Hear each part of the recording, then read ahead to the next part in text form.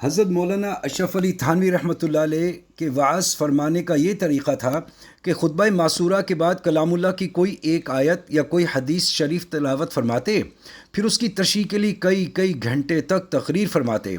بعض اوقات کئی ہزار آدمیوں کا مجمع ہوتا تھا۔ سامعین میں ہر طبقے کے لوگ ہوتے تھے،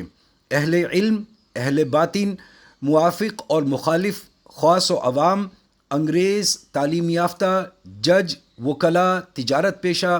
دفتری لوگ، شہری، دیہاتی، بوڑھے، جوان، بچے، سب قسم کے لوگ ہوتے تھے۔ اور حضرت رحمۃ اللہ علیہ کا انداز تخاطب ایسا دلکش اور دلنشیں ہوتا تھا کہ ہر شخص یہ سمجھتا تھا کہ میرے دل کی بات کہہ رہے ہیں۔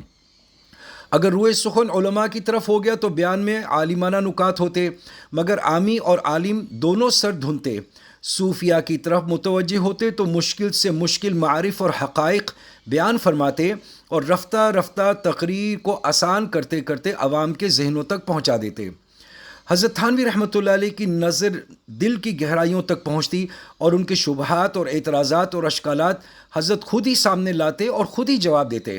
اللہ تعالیٰ اور رسول اللہ صلی اللہ علیہ وسلم کی بات کے سامنے عقل کو مغلوب اور کالعدم کر دیتے تھے، پھر جو کچھ کہنا چاہتے تھے اجمال سے یا تفصیل سے، حکایتوں سے، روایتوں سے اور اشعار سے دل میں اتار دیتے۔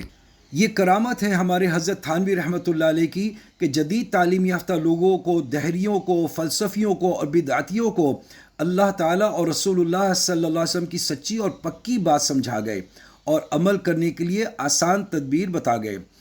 حضرت رحمۃ اللہ علیہ کا ایک ملفوظ ہے، فرمایا کہ الحمدللہ میری یہ عادت نہیں کہ مسلمانوں کی حالت کا تجسس کروں، نہ فرمائشی بیان موضوع کے لیے چنوں، بلکہ توکل علی اللہ بیان شروع کرتا ہوں، جو باتیں اللہ دل میں ڈالتے ہیں بیان کر دیتا ہوں، اور اکثر سامعین کی ضرورت اور حالت کے مطابق ہوتی ہیں۔ حضرت تھانوی رحمۃ اللہ علیہ یہ بھی فرماتے تھے کہ میں کسی کے فرمائشی مضمون پر کبھی واعظ نہیں کہتا، بلکہ وقت اور حالات کے مطابق جب من جانب اللہ میرے دل میں تقاضا پیدا ہوتا ہے اسی وقت میری زبان کھلتی ہے۔ حضرت تھانوی رحمۃ اللہ علیہ کے مواعظ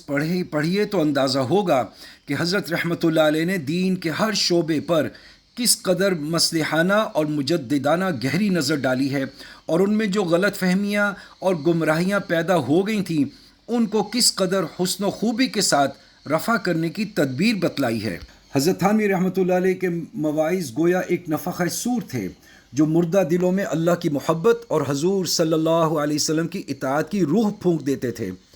آپ کے مواعظ کے مطالعے سے یہ حقیقت سامنے آتی ہے کہ زندگی کے ہر شعبے سے متعلق آپ نے دینی تعلیمات کو مجددانہ اور مصلحانہ انداز میں پیش فرمایا۔